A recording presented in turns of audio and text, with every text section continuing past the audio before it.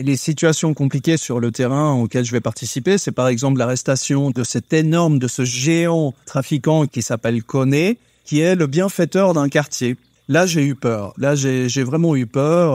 À ce moment-là, je me suis dit, je vais mourir. Podcast Story réel.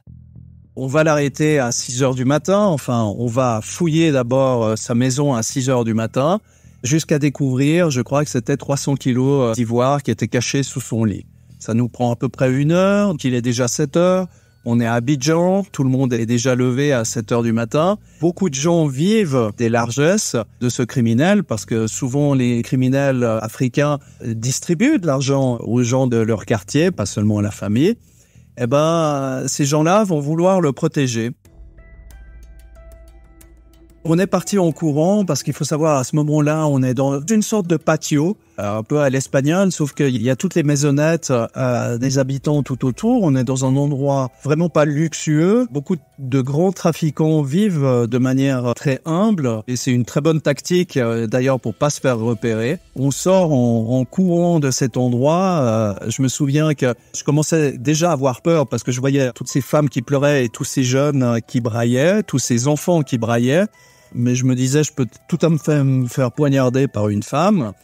Et à ce moment-là, Koné demande à uriner. Je le prends pour un gag et puis je continue et je vois mon ami adjudant qui lui permet d'uriner à ce moment-là et qui va nous faire perdre quelques précieuses secondes. Et une fois que le trafiquant finit d'uriner, il faut qu'on rejoigne à toute vitesse la voiture parce qu'on commence à être en danger. Il commence à y avoir beaucoup de monde et ça devient très probable qu'on puisse se faire poignarder. Et on part en courant vers la voiture et c'est là qu'on voit en face de la voiture, on n'est pas encore dedans dans la voiture, on voit un groupe énorme de jeunes qui sont en train de courir vers nous. Alors cette fois-ci, c'est des jeunes adultes entre 20 et 25 ans. Il n'y a aucune chance qu'on leur résiste. Il n'y a vraiment aucune chance. Et on arrive à rentrer dans la voiture in extremis et à démarrer en trombe pour fuir le quartier. Mais les jeunes nous jettent des pierres. Enfin, c'était vraiment in extremis. Si on se faisait attraper, là, il y avait peu de chances qu'on en ressorte vivant.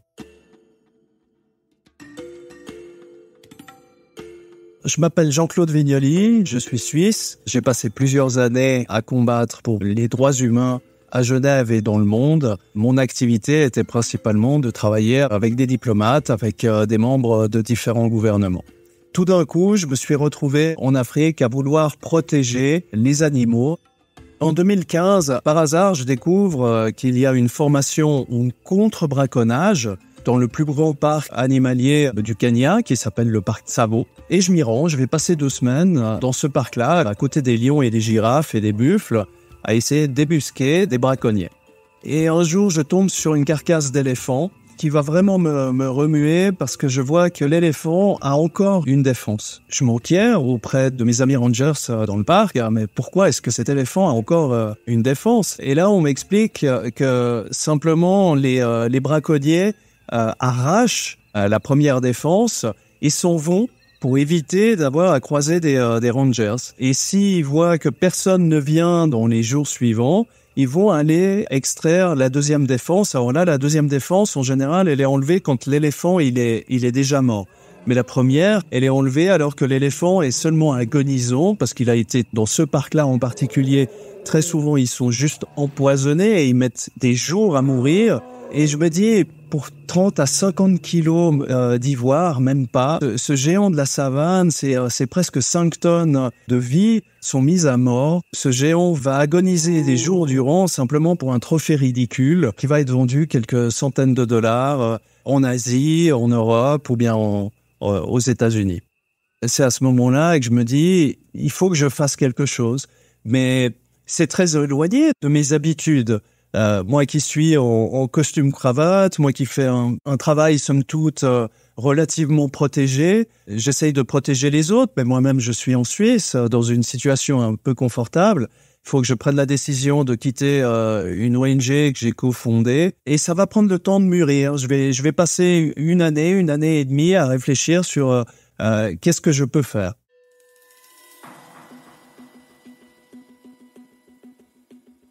Je suis mis en contact avec le fondateur du réseau Eagle, qui est un réseau d'activistes qui met en prison les trafiquants d'espèces animales. C'est une organisation assez particulière puisque non seulement elle infiltre les réseaux criminels, mais en plus, elle arrête, elle va s'assurer que ces criminels sont poursuivis et surtout, elle va combattre la corruption. Il faut savoir que la corruption, comme dans tout domaine criminel, est l'huile de coude qui permet à ces réseaux criminels de fonctionner.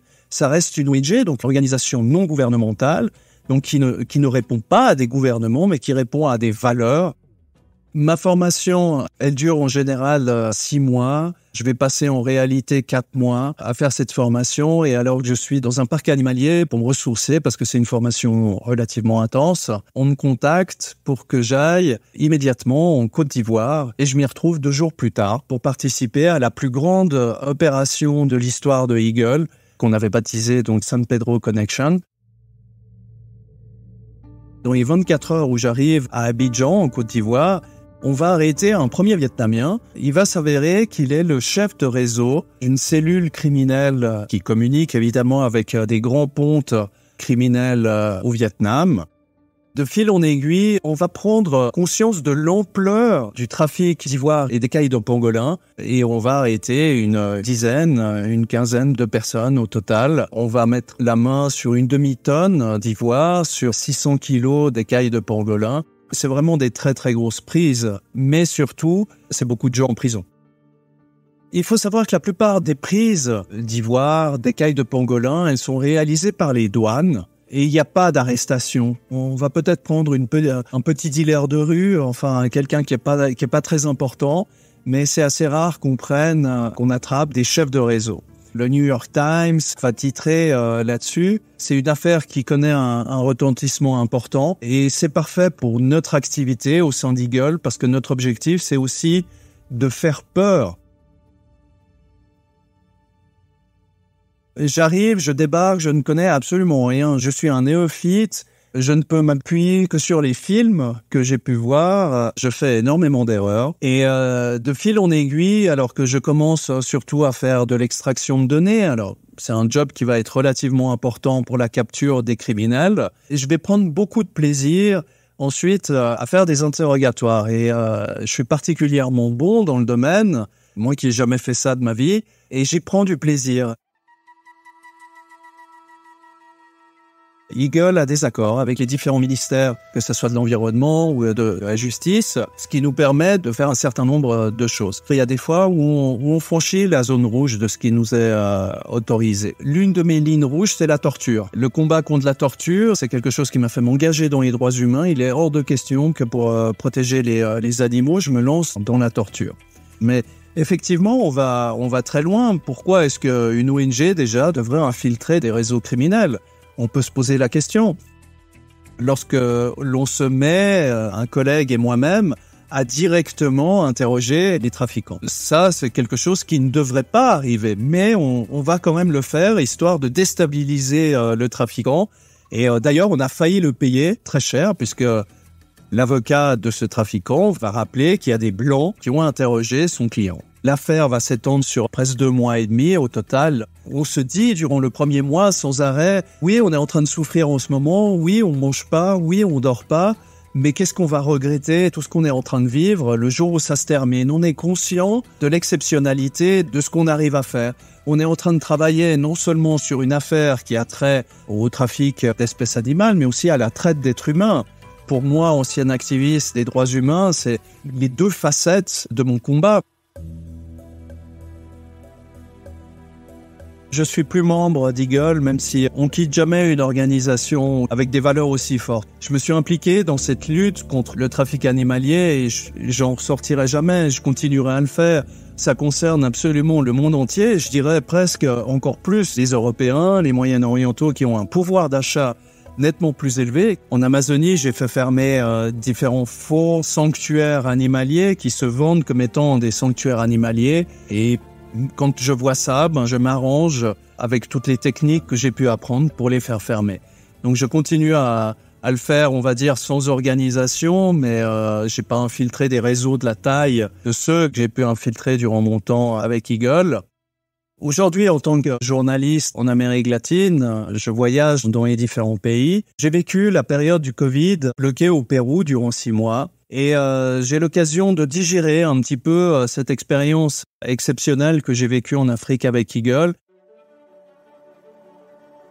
J'ai le temps d'analyser aussi ce qui se passe en Europe. Je vois les mouvements sociaux, les mouvements de la société civile qui se mobilisent sur les questions de réchauffement climatique et de perte de la biodiversité. Et je remarque, surtout chez les plus jeunes peut-être, une éco-anxiété.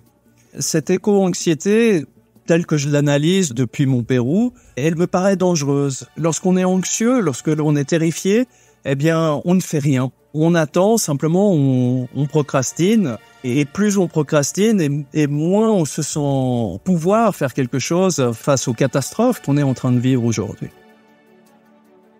Une personne tout à fait normale, comme moi, qui était activiste des droits humains, mais en costard-cravate à l'ONU, se retrouve à crapahuter sur les terres africaines pour mettre en prison des trafiquants. Alors ça ne veut pas dire qu'on doit tous faire ce que j'ai fait moi, c'était ma voie, j'ai suivi ma propre voie.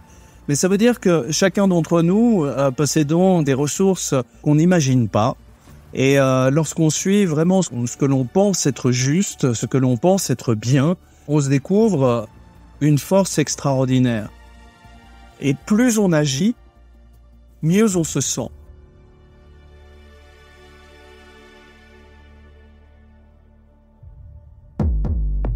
Podcast Story réel. Racontez votre histoire. Ne manquez aucun épisode de Podcast Story. Abonnez-vous et mettez 5 étoiles sur Podcast Addict, Amazon Music ou Spotify.